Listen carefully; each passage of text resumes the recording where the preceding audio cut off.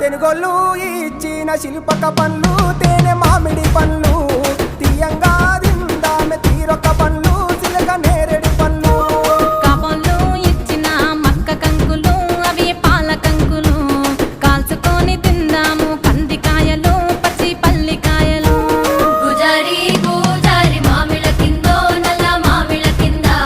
కుసుమరోళ్ళేసిన కుందన బొమ్మ అది కుందన బొమ్మ